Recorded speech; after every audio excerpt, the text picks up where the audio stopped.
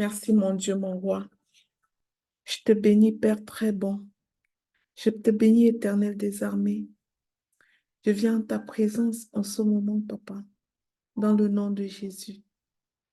Pour célébrer ta grandeur, envoyer ma voix à l'aurore, me tenant à la brèche pour toutes les personnes connectées dans ce Zoom, pour tout le groupe des serviteurs audacieux en Christ, pour tout le réseau Ta Seconde Chance. Me tenant à la brèche, Seigneur, les mains levées vers le ciel, en position d'humilité, je crie à toi. Je crie à toi dans le nom de Jésus. Parlant de ta grandeur, Seigneur, envoyant ma voix à l'horizon pour dire que tu es le seul Dieu, tu es grand, tu es puissant.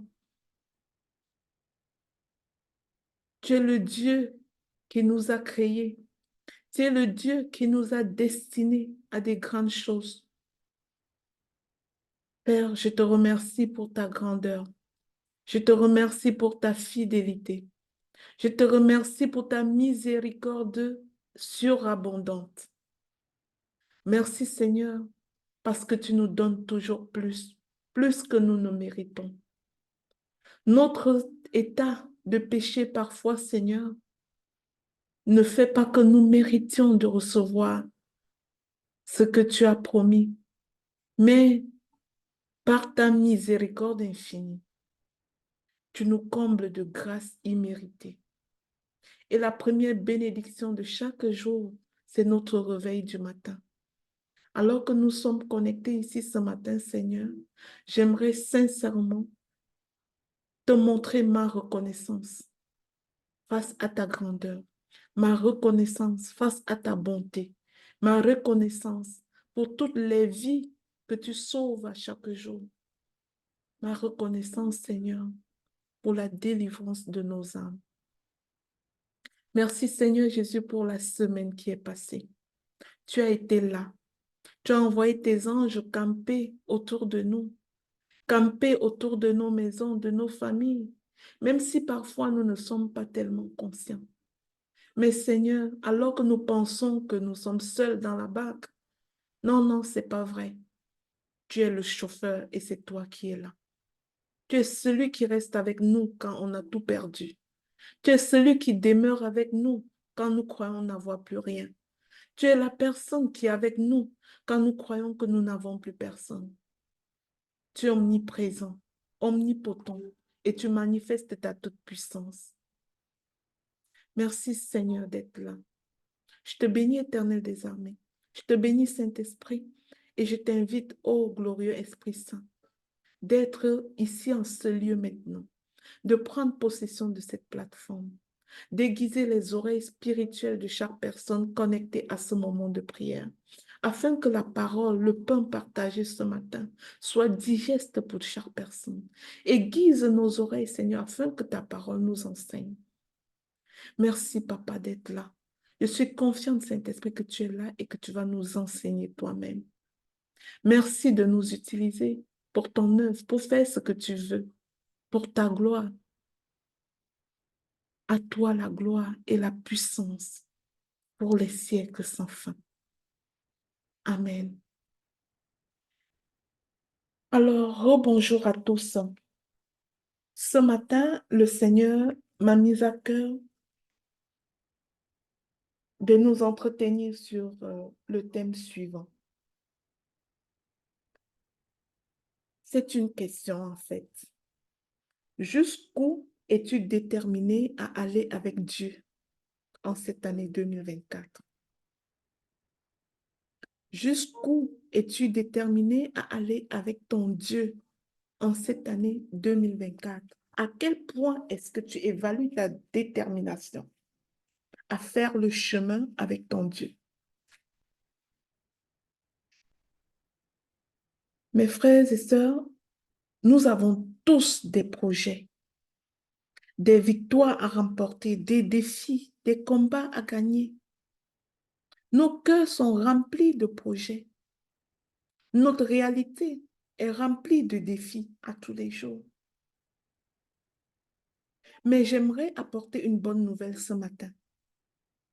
C'est qu'il y a des réponses à ces défis-là.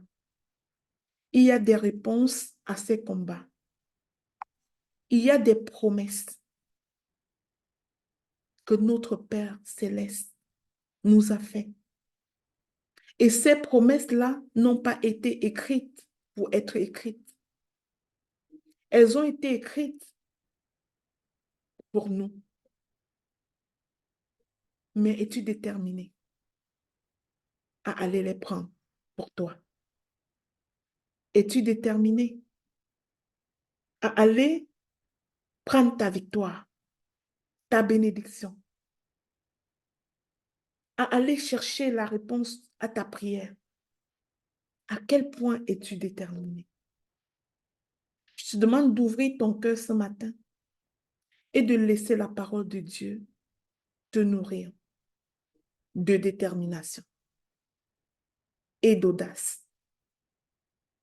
Pour ceux qui me connaissent, vous savez que la question d'audace d'agir est au cœur de mon message.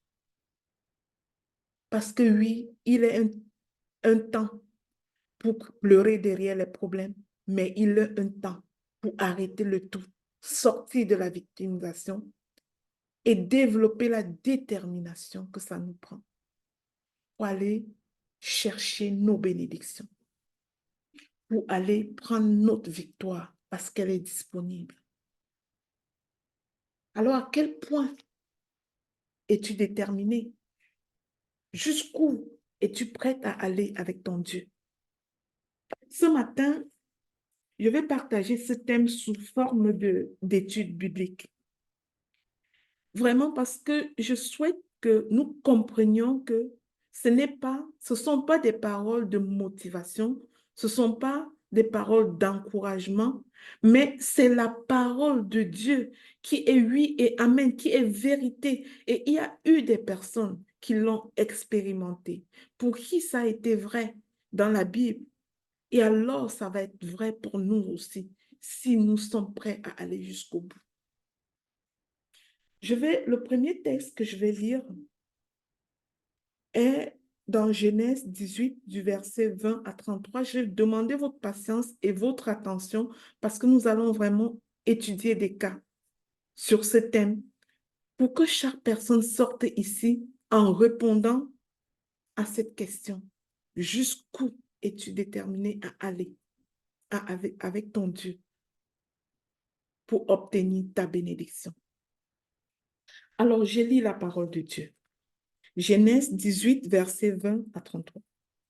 Et l'Éternel dit, le cri contre Sodome et Gomorrhe s'est accru, et leur péché est énorme. C'est pourquoi je vais descendre et je verrai s'ils ont agi entièrement selon le bruit venant jusqu'à moi. Et si cela n'est pas vrai, je le saurai.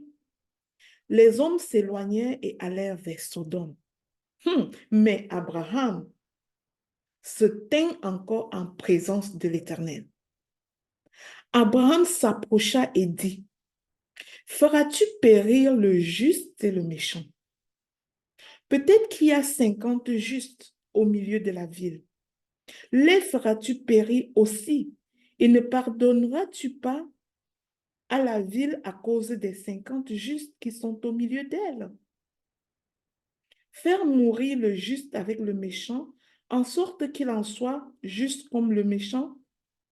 Loin de toi cette manière d'agir, loin de toi.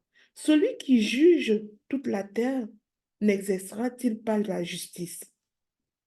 Et l'Éternel dit, si je trouve dans Sodome 50 justes au milieu de la ville, je pardonnerai à toute la ville à cause d'eux.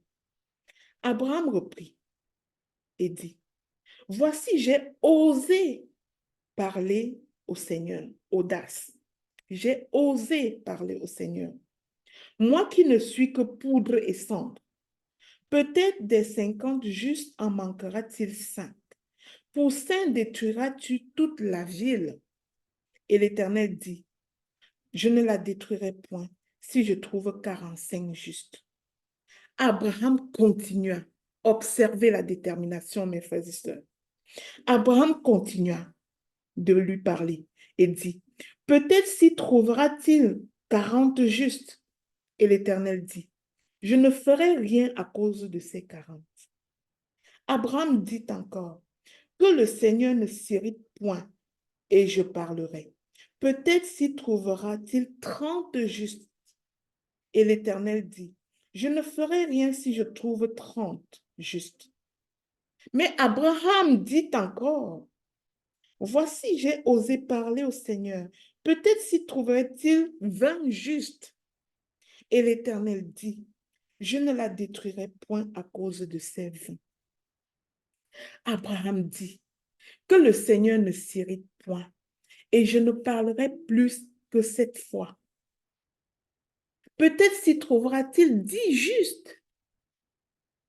L'Éternel s'en alla lorsqu'il eut achevé de parler à Abraham, et Abraham retourna dans sa demeure. Bien-aimés dans le Seigneur, avez-vous remarqué la détermination d'Abraham dans l'intercession? La détermination d'Abraham dans sa demande à Dieu. La parole dit que alors que tous les hommes se sont drainés vers Sodome et Gomorrhe, comme ce que nous voyons dans notre société, quand il y a un malheur quelque part, tout le monde s'en va faire foule pour rire ou pour voir la scène comme si c'était du théâtre. Abraham s'est mis à la brèche. Abraham s'est mis à la brèche. Il ne s'est pas juste mis à la brèche pour prier. Il a manifesté de l'audace. Il a même marchandé avec Dieu. Et si c'est 50? Et si c'est 45? Et si ce n'est que 30? Et si ce n'est que 20? Et si on descendait jusqu'à 10? Waouh! Quelle détermination! Quelle détermination à intercéder pour Sodome afin que Dieu ne la détruise pas. Jusqu'à quel point, toi, mon frère, ma soeur, es-tu déterminé à te mettre à la brèche pour tes bien-aimés qui ne connaissent pas Dieu? Je rencontre parfois dans mes accompagnements beaucoup de femmes qui disent, mon mari ne connaît pas Dieu, il n'est pas chrétien, il n'est pas croyant, puis je suis fatiguée. Waouh! Et si tu t'appropriais la détermination d'Abraham pour lui? Jusqu'à quel point es-tu déterminé à te mettre à la brèche pour tes enfants, pour ta femme, pour tes affaires, pour ton entreprise? À quel point es-tu déterminé à manifester cette audace d'enfant du royaume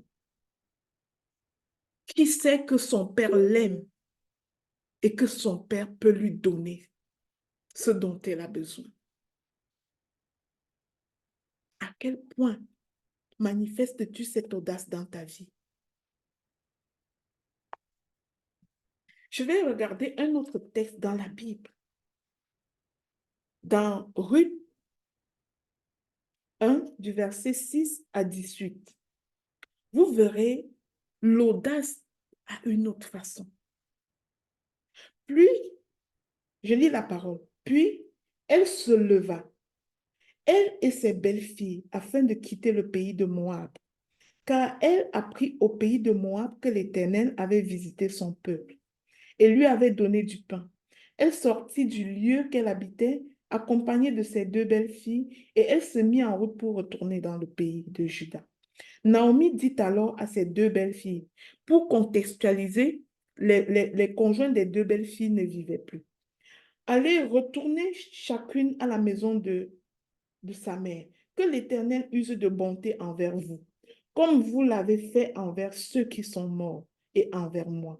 Que l'Éternel vous fasse trouver à chacune du repos dans la maison d'un mari. Et elle les baisa. Elles élevèrent la voix et pleurèrent. Et elles lui dirent, nous nous irions avec toi vers ton peuple. Naomi dit, retournez mes filles, pourquoi viendrez-vous avec moi? Ai-je encore dans mon sein des fils qui puissent devenir vos maris? Retournez mes filles, allez, je suis trop vieille pour me remarier. Et quand je dirai, j'ai de l'espérance, quand cette nuit même je serai avec un mari et que j'enfanterai des fils, attendriez-vous cela, qu'ils eussent grandi? Refusiez, refuseriez-vous pour cela de vous marier? Non, mes filles, car à cause de vous, je suis dans une grande affliction, de ce que la main de l'Éternel s'est étendue contre moi. Et elles élevèrent la voix et pleurèrent encore. Orpa baisa la mère, baisa sa belle-mère, mais Ruth s'attacha à elle. Naomi dit à Ruth, ça c'est le choix de Naomi. Voici ta belle-sœur est retournée vers son peuple et vers ses dieux. Retourne comme ta belle-sœur. Mais Ruth n'a pas pris le choix de Naomi. Elle répondit, ne me presse pas de te laisser, de retourner loin de toi. Où tu iras, j'irai. Où tu demeureras, je demeurerai. Ton peuple sera mon peuple et ton Dieu sera mon Dieu. Où tu mourras, je mourrai et je serai enterré. Que l'Éternel me traite dans toute sa rigueur si autre chose que la mort vient me séparer de toi. Naomi, la voyant décidée à aller avec elle, cessa ses insistances. Bien-aimés dans le Seigneur, une fois de plus, regardez la détermination de Ruth à obtenir ce qu'elle voulait, rester attachée à sa belle-mère Naomi. J'ai une question pour toi. Es-tu prête à le dire, toi, à ton tour, à Jésus? Où tu iras, j'irai. Ton Dieu est mon Dieu. Ton Père est mon Père. Tes passions sont mes passions. Tes choix sont mes choix. Parfois, il faut être déterminé comme Ruth pour suivre Jésus jusqu'au bout et bénéficier des promesses qui sont préparées pour nous dans la parole de Dieu. Mais sommes-nous déterminés, mes frères et sœurs? Combien sommes-nous qui, au moindre pépin, on s'est déjà découragé? On a déjà cherché les coupables. On a déjà blâmé. On a déjà trouvé les excuses. Combien sommes-nous qui victimisons chaque jour et qui n'osons pas garder la détermination, rester résolus avec notre Dieu, à lui dire, Jésus, où tu veux aller, j'irai. Où tu veux que j'aille, je serai avec toi. Ta passion est ma passion. Tes desseins sont mes desseins. Souvenez-vous que la parole de Dieu dit que le cœur de l'homme est plein de projets, mais ce sont les desseins de l'Éternel qui s'accomplissent. Veux-tu faire des desseins de l'Éternel tes propres desseins? Veux-tu faire de ses passions tes passions? Veux-tu faire de sa mission ta mission? Veux-tu rester déterminé parce que tu as confiance en lui? Combien sommes-nous qui nous décourageons au moindre coup de vent? Combien sommes-nous qui abandonnons rapidement? Combien sommes-nous qui disons, ça fait longtemps que je prie. J'ai rencontré une maman qui me disait la semaine passée, ça fait longtemps que je prie et rien n'a changé encore. Puis je lui posais la question, depuis quand tu pries pour cette situation-là? Elle me dit depuis septembre et on est en janvier. Et elle est déjà découragée. Bien-aimée, les promesses de Dieu sont oui et amen. À quel point es-tu déterminé à aller les chercher? Veux-tu te comporter comme Ruth, persévérer jusqu'à obtenir ton oui, jusqu'à obtenir ta bénédiction? Le troisième personnage que j'aimerais partager avec toi aujourd'hui, c'est l'histoire de Jacob. Genèse 32, versets 22 à 29. Il se leva la même nuit, prit ses 2 femmes, ses 2 servantes, ses 11 enfants, et passa la gué de Jabbok. Il les prit, leur fit passer le torrent et le fit passer à tout ce qui lui appartenait. Jacob demeura seul. Alors un homme lutta avec lui jusqu'au lever de l'aurore. Voyant qu'il ne pouvait le vaincre, cet homme le frappa à l'emboîture de la hanche. Et l'emboîture de la hanche de Jacob se démit pendant qu'il luttait avec lui. Il dit, laisse-moi aller, car l'aurore se lève. Jacob répondit, je ne te laisserai point aller, que tu ne m'aies béni. Et lui, il dit, quel est ton nom? Et Jacob répondit, je suis Jacob. Il dit encore, ton nom ne sera plus Jacob, mais tu seras appelé Israël, car tu as lutté avec Dieu et avec les hommes. Tu as été vainqueur. Jacob l'interrogea en disant, fais-moi, je te prie, connaître ton Dieu. Il répondit, pourquoi me demandes-tu mon nom? Et il le bénit là. Il le bénit là. Pourtant, au départ, il n'a pas cru devoir le bénir. Mes frères et sœurs, encore une fois pour le cas de Jacob, observez la détermination. Jacob dit, je ne te laisserai point aller sans que tu ne m'aies béni. Jacob était déterminé à recevoir sa bénédiction.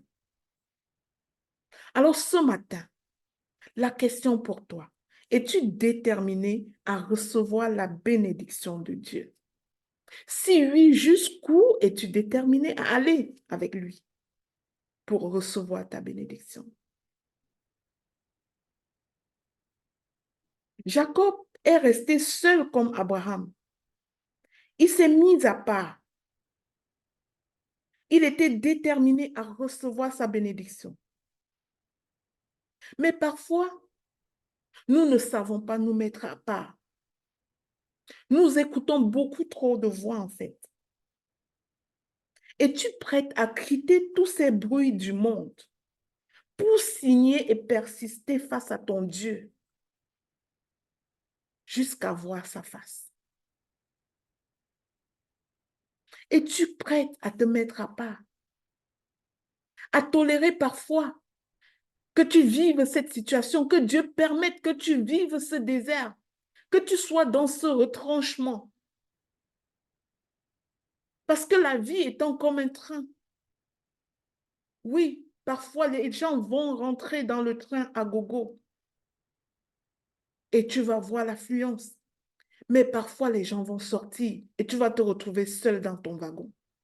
C'est la mise à part. Mais la bonne nouvelle, c'est que dans cette mise à part, tu n'es jamais seul. Parce que le conducteur du train est toujours là. Et le train continue à avancer. Mais parfois, dans notre mise à part, nous maudissons Dieu. Nous ne comprenons pas que exactement c'est à ce moment qu'il a choisi d'être seul avec nous, de faire du cœur à cœur avec nous, de faire taire toutes les autres voix pour que nous l'écoutons enfin. Mais dans nos moments de solitude, au moment où tout semble difficile, où nous pensons abandonnés, où nous croyons vivre des injustices, où nous croyons être rejetés de tous, qu'est-ce que nous faisons? Nous victimisons. Nous cherchons des coupables. nous trouvons des excuses. Nous maudissons même Dieu. Même moi, j'ai fait ça dans ma vie. Mais j'ai appris à mes dépens.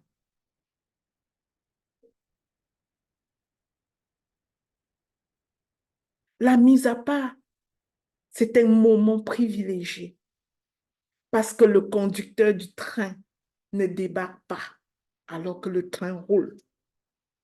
Tous les passagers vont sortir à leur destination. Mais toi, tu es resté seul dans le wagon. Tu te crois seul, mais tu n'es pas seul. Il est avec toi. C'est un temps de cœur à cœur. Mais jusqu'où es-tu déterminé à aller avec lui pour obtenir ta bénédiction comme Jacob?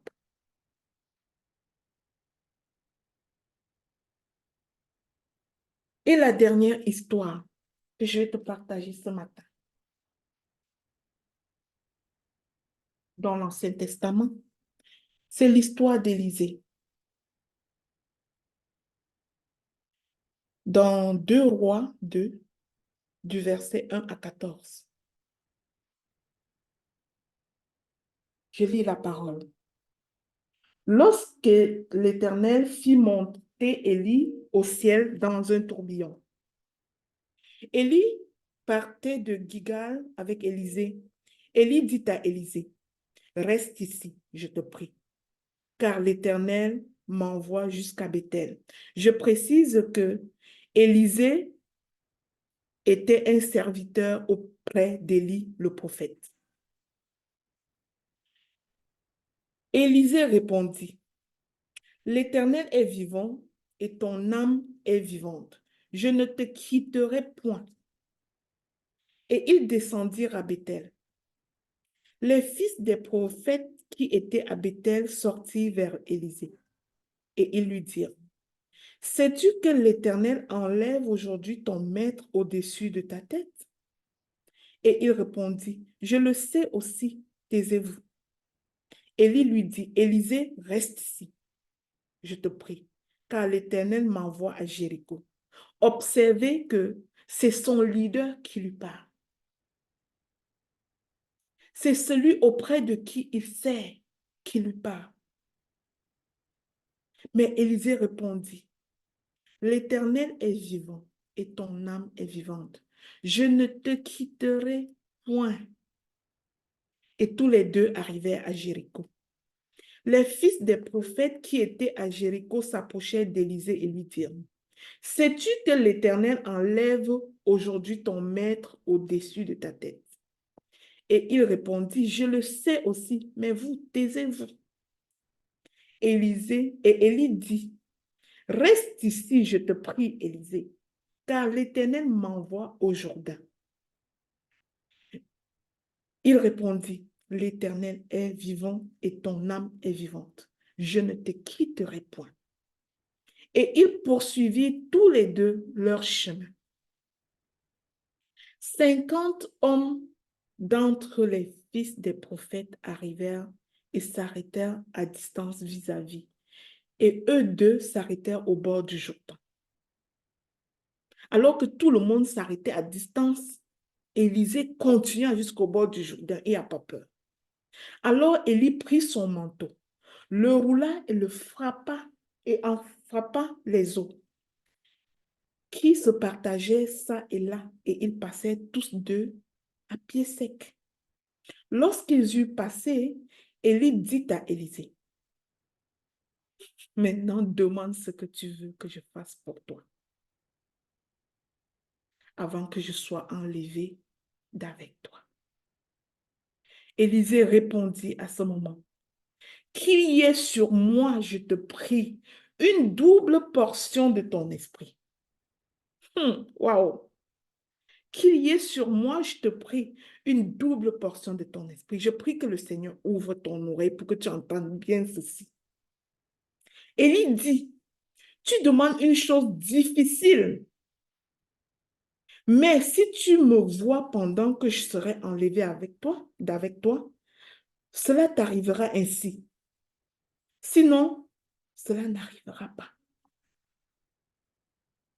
Comme il continuait à marcher en parlant, Voici un char de feu et des chevaux de feu les séparaient l'un de l'autre.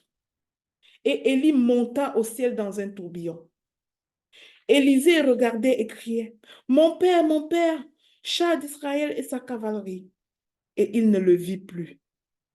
Saisissant alors ses vêtements, il les déchira en deux morceaux. Et il releva le manteau qu'Élie avait laissé tomber. Puis il retourna et s'arrêta au bord du Jourdain.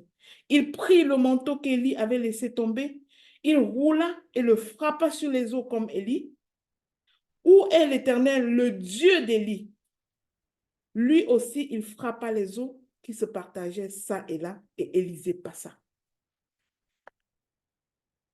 Je prie que le Seigneur permette que cette histoire d'Élisée t'enseigne. On a vu ensemble, vous avez entendu l'histoire, vous avez écouté et vous avez vu comment Élisée était déterminé à suivre son maître jusqu'au bout. Non seulement il était déterminé, il s'est obstiné à le suivre.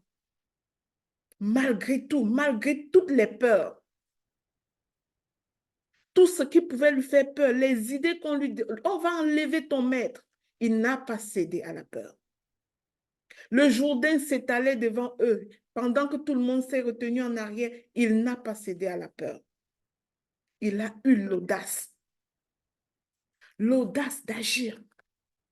Il a eu l'audace de demander la double portion. Hey, il a demandé la double portion. Il est déterminé à avoir plus, déterminé de recevoir plus. Mon frère, ma soeur, es-tu déterminé à vouloir plus de Dieu, à recevoir plus en 2024, à obtenir plus en 2024? Sais-tu que tu es qualifié pour avoir plus en tant que fils ou fille du royaume? Élisée s'accrochait ainsi à Élie le prophète. Dans notre époque, ce ne sont plus sur les prophètes que nous nous accrochons. Nous nous accrochons sur Jésus. Jésus est pour nous notre Élie. Mais à quel point nous sommes déterminés à le suivre? Souvenez-vous que Jésus lui-même avait dit dans sa parole que ceux qui vont croire en lui vont faire ce qu'il fait et même de plus grandes œuvres. C'est ça qui s'est manifesté avec Élisée. Élisée suivait Élie et il a demandé la double portion. Il a servi fidèlement. Il a demandé la double portion. Mais es-tu prêt à demander la double portion? Crois-tu déjà que c'est possible?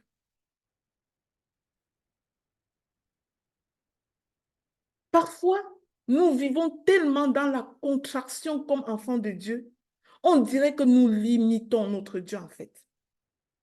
Les bénédictions de Dieu sont illimitées. Mais sommes-nous prêts? Sommes-nous prêts à aller jusqu'au bout, à être déterminés, comme Élisée, à recevoir plus?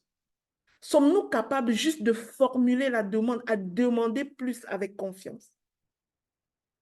Mais nous sommes parfois tellement limités. J'ai assisté à une activité un jour où on demandait aux personnes d'écrire que si vraiment le ciel était ouvert et que Dieu vous demandait de lui dire le chiffre d'affaires que vous voulez avoir cette année, un chiffre d'affaires qui vous permettra de réaliser tout ce que vous voulez dans la vie. Moi, j'étais assis à côté d'une personne et après, on s'échangeait des papiers. J'ai vu que la personne avait écrit 100 000 dollars. Je me suis demandé, mon Dieu, mon roi, sommes-nous tellement incapables donc de rêver? Parce qu'on dit, si le ciel est ouvert, que tu as le droit de tout prendre, qu'est-ce que tu prendrais pour accomplir toutes ces grandes choses? Donc, parfois, pourquoi je prends cet exemple? Ce n'est pas parce que je simplifie 100 000 $, mais c'est tout simplement pour dire, avec illustration, que parfois nous pouvons demander une double portion.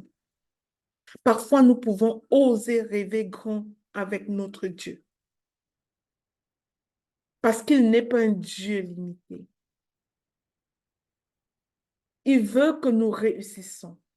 Il veut que nous accomplissions des grandes choses pour sa gloire.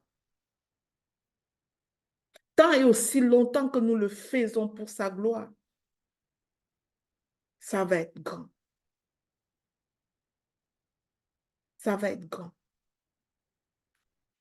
Observons donc la détermination de toutes ces personnes. Et si nous voulons regarder dans dans le Nouveau Testament, je ferai juste allusion à Acte 1, du verset 4 à 5, où Jésus demandait à ses disciples de retourner à Jérusalem et de rester à la chambre haute jusqu'à ce qu'ils reçoivent le Saint-Esprit, le Paraclet. Ils étaient déterminés à recevoir, fait qu'ils ont obéi. La détermination avec Dieu marche avec l'obéissance. Ils ont obéi, ils sont retournés attendre à la chambre haute, déterminés à recevoir la promesse du Saint-Esprit. Mes frères et sœurs, les promesses ne sont pas écrites pour être écrites. C'est pour nous. Dieu veut nous bénir en 2024. Sur toutes les situations. Il veut nous guérir. Il veut nous remplir de santé. Il veut nous remplir de prospérité. Il veut nous remplir de succès. Il veut nous remplir de grâce. Il veut sauver nos âmes. Il veut nous délivrer. Mais à quel point sommes-nous déterminés? Souvenez-vous qu'il avait dit dans Jérémie 29, vous me chercherez et vous me trouverez si vous me cherchez de tout votre cœur. Et ceci rejoint ce qui est écrit dans les évangiles. Ça, c'est le cœur de Dieu. Il veut se laisser trouver. Soyons déterminés à nous saisir des promesses que Dieu nous a faites. Alors, bien-aimés, pour terminer cette exhortation sur la détermination et l'audace d'agir en ce matin, je vais prier pour nous tous. Permettez-moi d'élever une prière pour nous avant qu'on ne se sépare. Père éternel, mon Dieu, mon roi, je te remercie pour ta parole qui est vivante et puissante.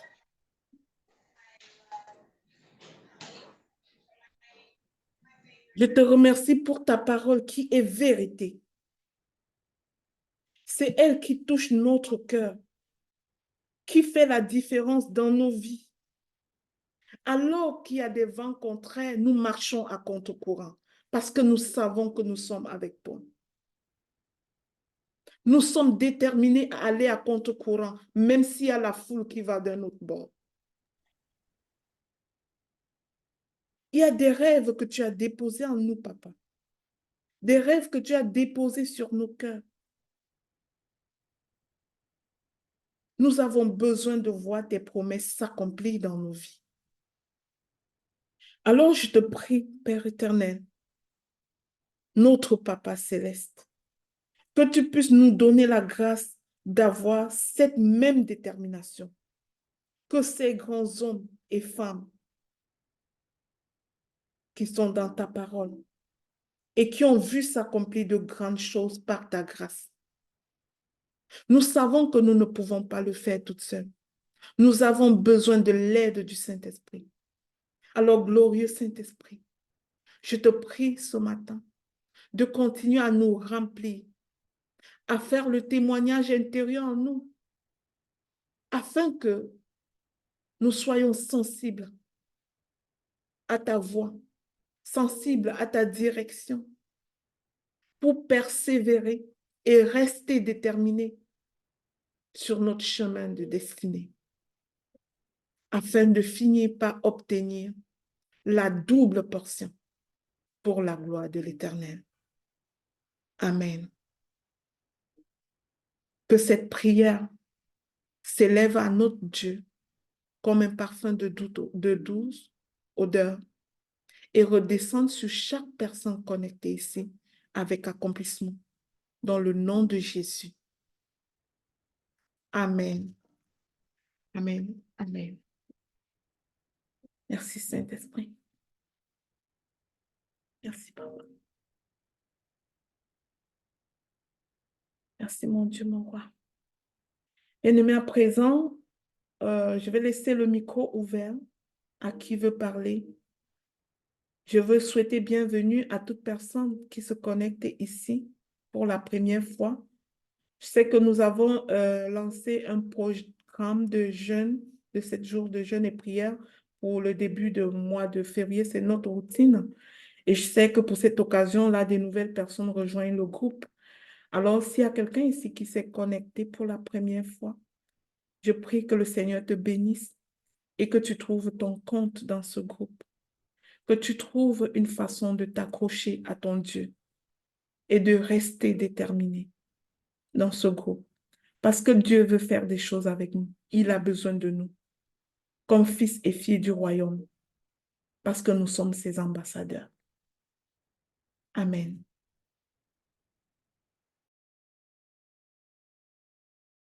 Je propose, Lina, que si Dr Dorian est là, que Dr Dorian donne d'abord les nouvelles du réseau et par la suite, maintenant, le micro sera ouvert pour les personnes si quelqu'un a quelque chose à dire, une exhortation. Merci. Super, d'accord. Docteur Dorian, tu as le micro. Sois béni, Papa. Amen. Bonjour. Bonjour. Bonjour, Maman Lina. Bonjour, mon cher.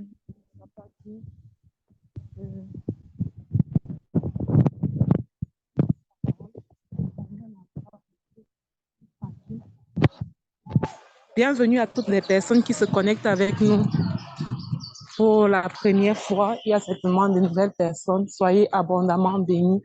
Vous vous posez sans doute la question, mais où est-ce que je suis embarquée là? C'est normal de se questionner, c'est normal de s'interroger quand on se connecte quelque part pour la première fois.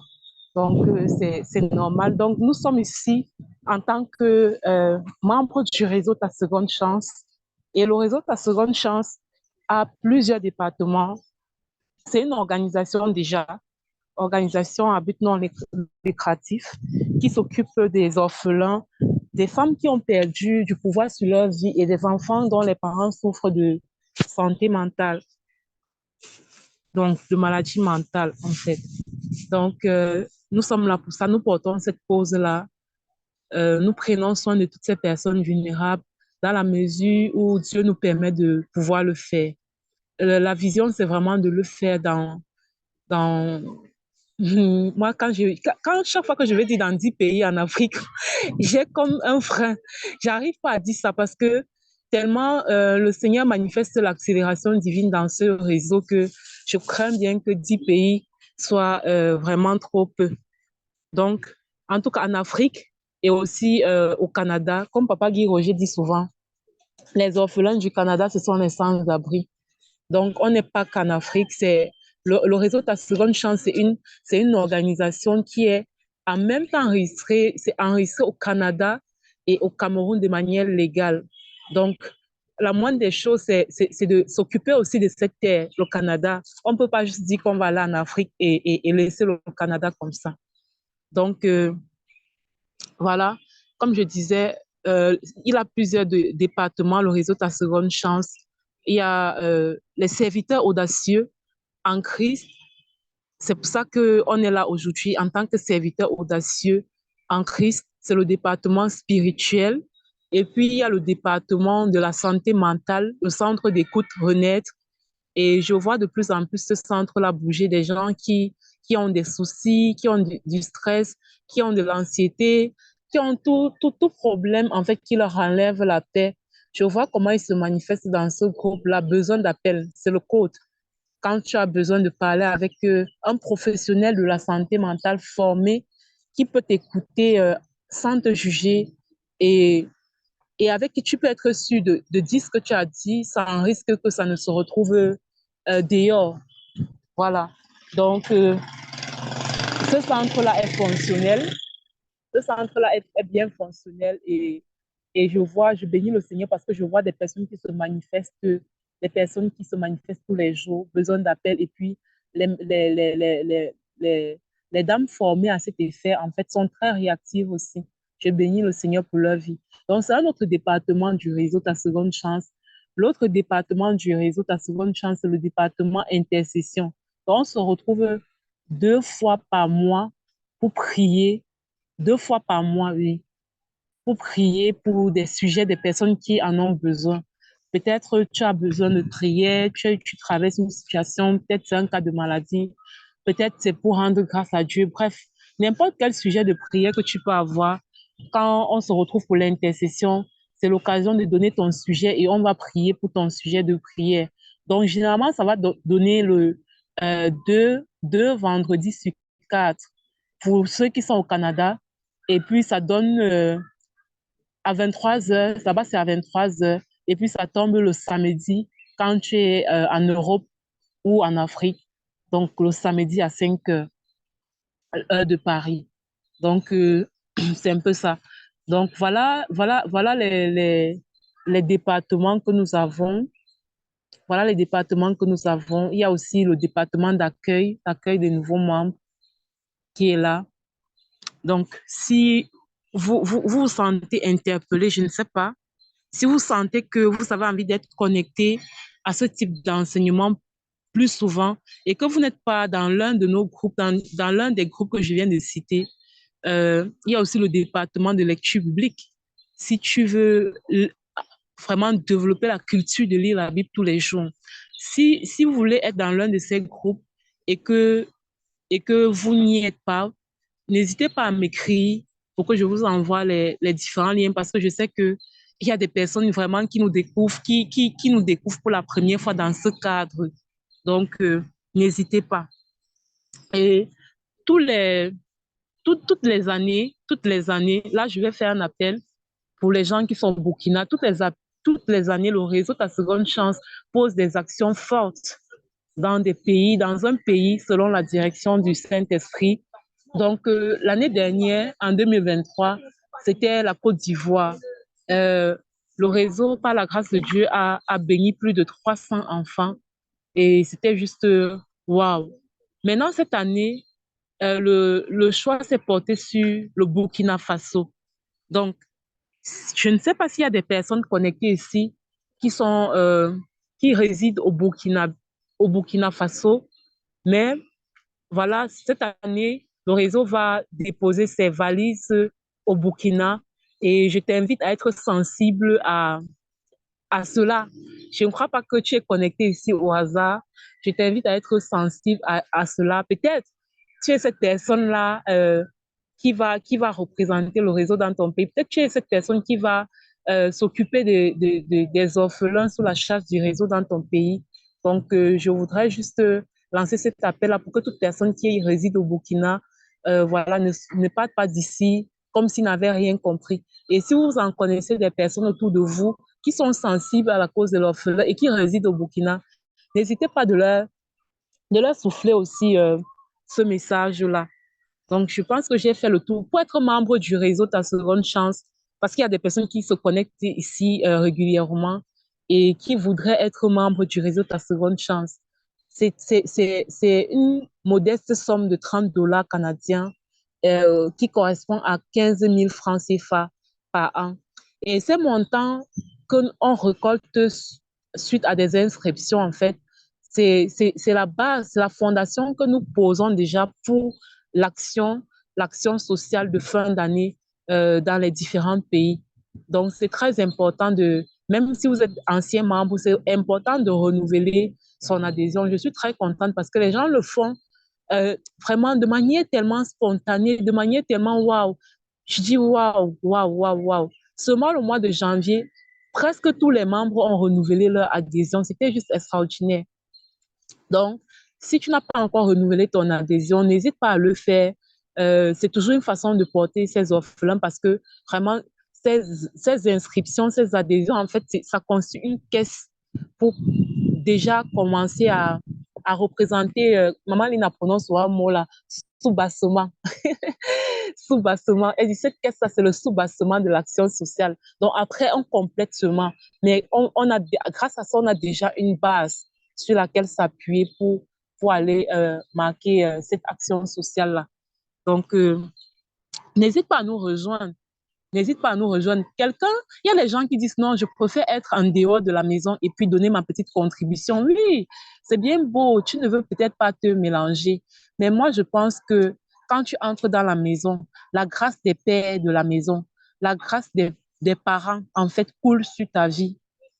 Donc, et puis rester en dehors de la maison et juste dire, je donne ma contribution. Me dis que tu passes à côté de quelque chose, en fait.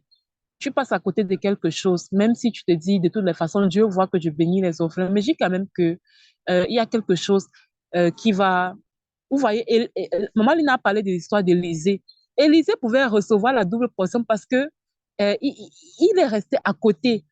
Quand on reste à côté, là, c'est-à-dire le fait d'être plus proche, dans un cadre plus intime, c'est-à-dire pas les serviteurs audacieux, pas l'intercession, pas le centre d'écoute, mais être dans un cadre un peu plus intime, un peu plus restreint que représentent les membres actifs du réseau. Je crois que on se connecte un peu plus à l'onction, par exemple, de l'accélération qu'il y a là dans la vie des parents. Oui, il y a une onction d'accélération et ceux qui sont attentifs doivent bien le remarquer. Ça va se connecter à l'onction de l'audace d'agir, à l'onction de la résilience. Vous voyez, des choses qu'on n'aurait pas autrement, qu'on n'aurait pas peut-être en se connectant incognito chaque jeudi ou chaque 7 jours de jeûne, juste comme ça, et après dire je donne ma contribution, mais je veux pas être là-bas dedans. Donc, je dis ça parce que pendant que je parle, mon esprit me rappelle, en tout cas, je sais pas si en tout cas, ça me remonte dans le cœur qu'il y a des personnes qui veulent adhérer au réseau, mais il y a quelque chose qui les freine. Nous sommes des personnes intègres et loyales. Ça, c'est sans aucune prétention et ça, c'est en toute humilité. Nous sommes des personnes intègres et loyales. Nous ne blaguons pas avec ce qui est connecté à Dieu. Toute chose que nous faisons pour le nom de Dieu, nous ne blaguons pas avec ça. Nous ne nous amusons pas. Nous ne nous amusons pas avec ça. Et l'argent des orphelins, c'est l'argent des orphelins. Nous connaissons en fait les principes divins. En tout cas, je ne sais pas s'il y a quelqu'un ici qui ne veut pas réussir. Parce que moi, je veux réussir. Et je ne veux pas réussir le genre de réussite que on voit un peu. Moi, je veux une réussite extraordinaire. Et je dis souvent que je veux la richesse du pasteur Mathieu Ashimolo. Donc, c'est le genre de richesse que quand tu regardes, tu dis que non, ça, c'est le doigt de Dieu. Donc, on n'a pas à perdre le temps à venir prendre l'argent des orphelins pour ralentir cette réussite-là, pour freiner ça d'une quelconque façon que ce soit. Donc, si tu as des doutes, mets ces doutes-là à côté. Ces doutes-là ne sont pas de Dieu. C'est l'ennemi qui met ça dans ton cœur. Mets ça de côté et rejoins-nous. Et ensemble, portons cette noble cause pour la gloire de Dieu. Amen. Je vais m'arrêter. Et Maman Lina, je pense que tu as parlé déjà des 7 jours de jeûne et prière. Je reviens dessus. 7 jours de jeûne et prière, nous les faisons tous les mois. Chaque début de mois, nous consacrons les 7 premiers jours au Seigneur dans un temps de jeûne. N'hésite pas également à te disposer pour ce temps de jeûne-là. Nous sommes encore en début d'année. C'est le temps d'aller comme conquérir des choses. C'est le temps d'aller saisir des choses dans le spirituel. Et c'est ça, en fait. Et ce jeûne-ci, lui, il est particulier parce que il te montre comment est-ce que tu peux faire pour apprendre à marcher comme Dieu veut et non comme les hommes veulent. Combien d'entre nous, nous avons pendant longtemps fait des choses que notre esprit refusait, que notre esprit repoussait, juste parce qu'on voulait faire plaisir à un tel ou à un tel autre. Et finalement, la nuit, c'est nous qui n'arrivons pas à dormir. C'est nous qui suffoquons. C'est nous qui manquons de sommeil. C'est nous qui manquons de paix.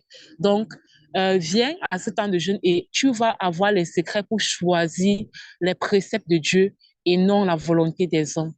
Excellente journée à tous.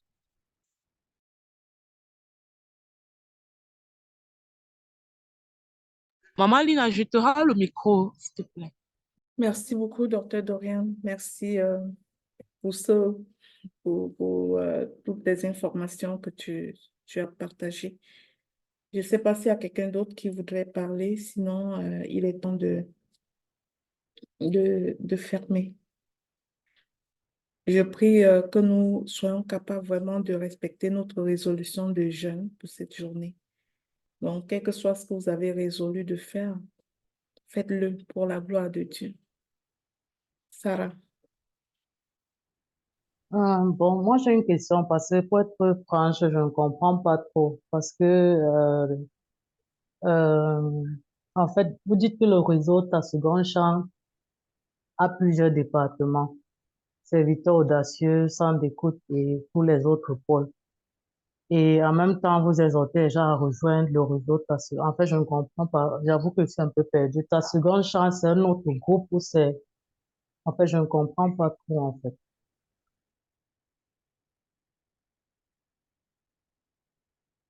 C'est comme le réseau Ta Seconde Chance, c'est l'organisation qui offre les services comme le serviteur audacieux, le centre d'écoute, le club de lecture, le service d'intercession et l'assistance qu'on donne comme mission aux orphelins, aux personnes, aux enfants des personnes souffrant de maladies mentales et en Occident aux sans-abri. Donc, c'est une seule organisation qui a plusieurs services. C'est comme vous trouvez une boutique où on vend le pain, on vend le gâteau, on vend la farine, puis vous décidez, je reste avec la farine, mais je ne fais pas partie de la boutique. C'est juste ça. Mais ceci n'est pas pour obliger personne à le faire. Personne, d'ailleurs, que pour embarquer dans une vision, il faut en être convaincu, en fait. Si quelqu'un n'est pas convaincu, il est important de ne pas y aller. Donc, mais c'est juste comme je vous dis, c'est une même organisation qui offre plusieurs services. Quand vous venez seulement dans Serviteur audacieux, vous ne faites pas partie de l'organisation, vous venez bénéficier d'un service de l'organisation. Quand vous venez dans le centre d'écoute seulement, vous ne faites pas partie de l'organisation, vous venez bénéficier du service d'écoute seulement. Mais pour faire partie de l'organisation, il faut rejoindre le réseau Ta Seconde Chance. Est-ce que tout le monde est appelé à rejoindre le réseau Ta Seconde Chance avant de bénéficier des services? Non. Nos services sont gratuits et offerts à tous. Est-ce que c'est bien compris, Sarah? Donc, ça veut dire en fait que, si je comprends bien, rejoindre serait en fait de payer son adhésion. C'est ça en fait, pour être concret, pour dire en fait, je fais partie de là, c'est ça? Oui, c'est ça. C'est de payer son adhésion. Ok, Si on a cette ma vision pour les conviction. problèmes, parce que oui, parce que si on ne l'a pas, on ne va pas durer là-dedans. Si on ne porte pas une cause dans notre cœur, on ne peut pas le faire à long terme, en fait. On ne peut pas y être à long terme. Donc, ça ne sert à rien d'embarquer dans une cause dont on ne porte pas le fardeau. Mais maintenant, si tu ne portes pas le fardeau des orphelins et que ton intérêt, c'est juste de venir prier avec nous, il n'y a pas de problème, tu es la bienvenue. D'accord, Sarah, c'est ça. J'espère que ça clarifie. Non, ça va, c'est bon, c'est clair, Super, merci. c'est clair, merci. Mhm.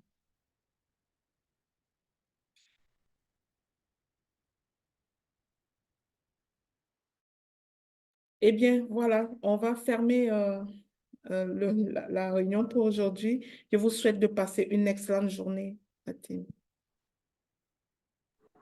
Merci, Maman Lina. Bonne journée à tous. Bonne journée.